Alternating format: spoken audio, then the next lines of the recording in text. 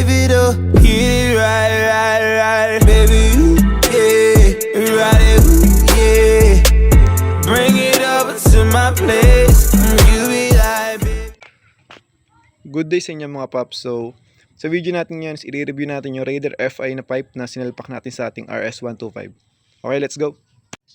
So, usually, di ba, sa mga RS125 at XRM na motor, normally nyo makikita is apido or stock pipe na naka-VIG elbow, yung mga 51mm and 44mm.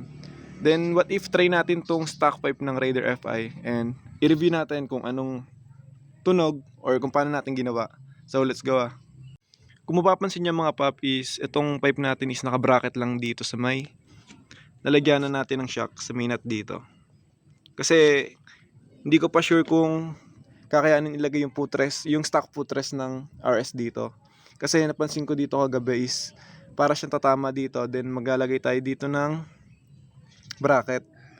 So naisip ko na lang is i-convert na lang natin to ng Raider footrest.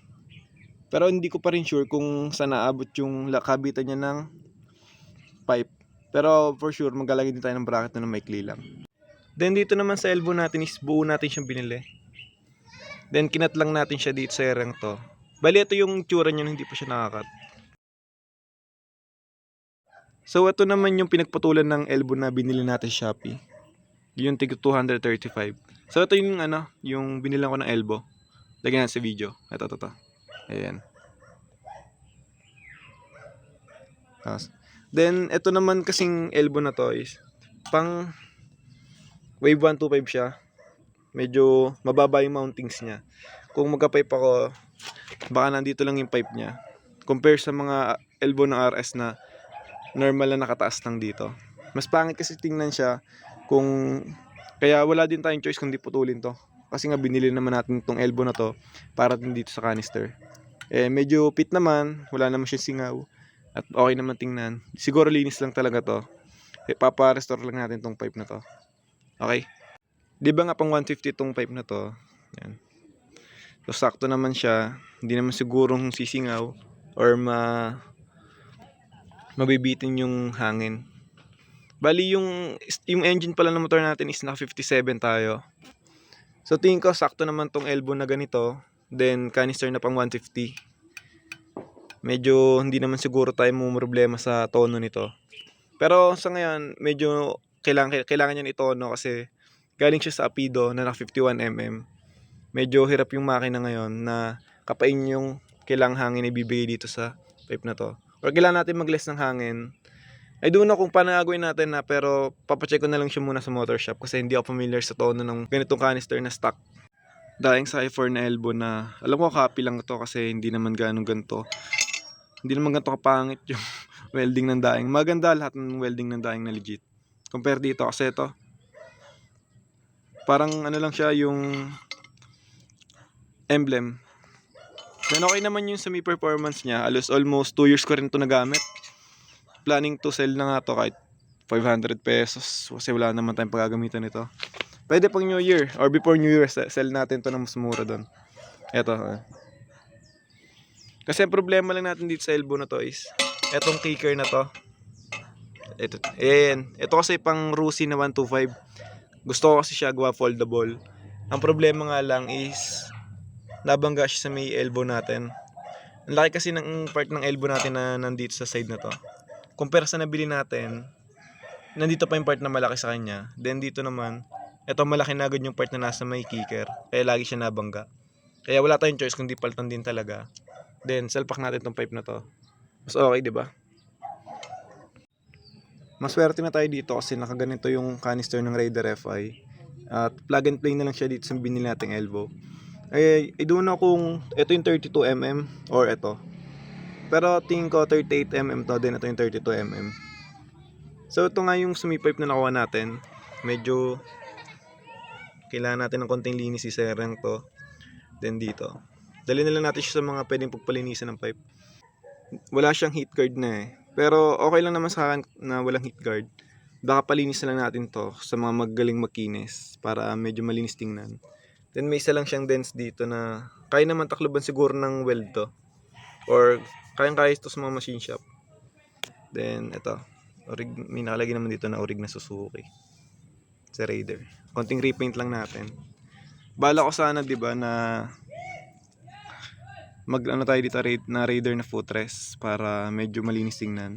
Or parang trip ko na siyang tanggalin nito, then magshi-shifter ako dito kasi medyo maganda yung side niya pang lagyan ng shifter. Parang kasyang-kasya dito yung shifter niya.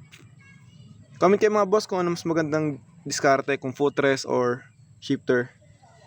Then kung yung stock na footrest or yung Raider FI, yung Raider na footrest para dito mga boss. Papatulungan nyo na lang din ako mag-ayos dito.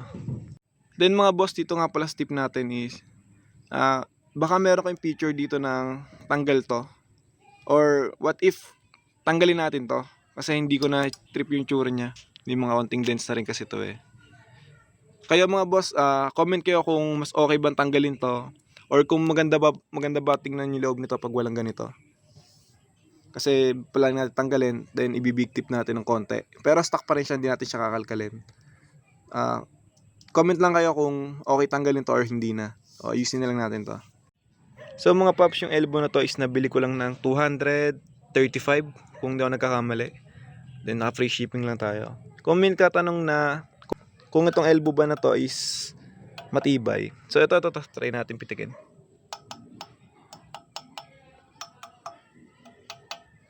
Kasi galing lagi sa open tong motor na to, galing sa mga open pipe, then apido, so nag stock pipe. Medyo nagka-problema tayo sa tono ng carb natin. Hindi ko pa sure kung paano gagawin nating remedyo sa may curve na to or tono, kung magkapalit ba tayo ng jet or dun sa may kakalikutin nila natin nasa loob. Pero paubayan na natin yung sa mga nasa motor shop, baka kayang-kaya na nila. So singit ko muna pala yung engine natin bago tayo mag sound check dito. So ito, hindi na tayo naka-stock dito naka-bore up na tayo ng 57. Kaya expect nyo na mas ibang-iba yung tunog niya sa stock, or mas malakas ng konti sa stock yung tunog niya. Kasi nga 'di ba medyo modified na engine natin is. So ito yung sound check mga boss, medyo wala sa tono kaya hindi ko mabitawan tong throttle. Pero sound check natin.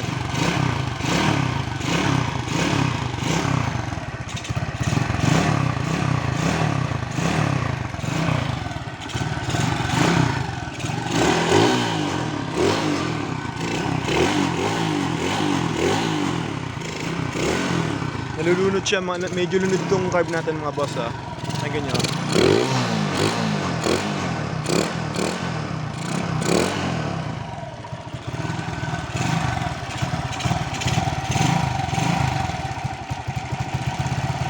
Medyo ayaw niya mag-binartering niya pag bibitawan ka mga boss.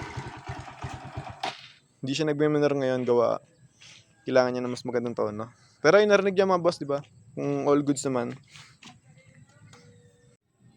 So yun, sound check na natin to.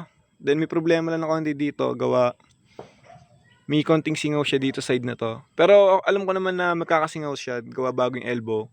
Then hindi nga ganong parehas nung dati niyang elbow to. Medyo bitin yung stud. Pero gawan na natin ng paraan. Baka palitan natin ng mas mahaba to, or lagay tayo ng gasket maker. Gasket maker or basta yung tawag sa pipe na basta, siguro focus tayo sa mga singaw ng part niya. Then alam ko dito meron konting singaw eh. Then dito, solusyonan natin yung singaw dito. Then para may akong hangin sa side na to, baka may butas lang yung part na to. So pa-weld lang natin to. Then ayun, video natin yung flyby na to susunod kung magtutunog Raider FI. So yun mga boss, dito na natin tinatapos yung video. And kung may katanungan kayo, feel free to ask lang, nasa baba yung comment section. Kung may mga tanong kayo sa ginawa nating modification sa ating motor, then kung paano natin ginawa yan, sasagutin natin yan isa-isa. So sa next natin video is sound check naman natin to habang natakbo after natin maayos yung mga singaw. So yun mga boss, comment na lang okay ba yung gawa natin or pangit sa RS yung pipe. Thank you.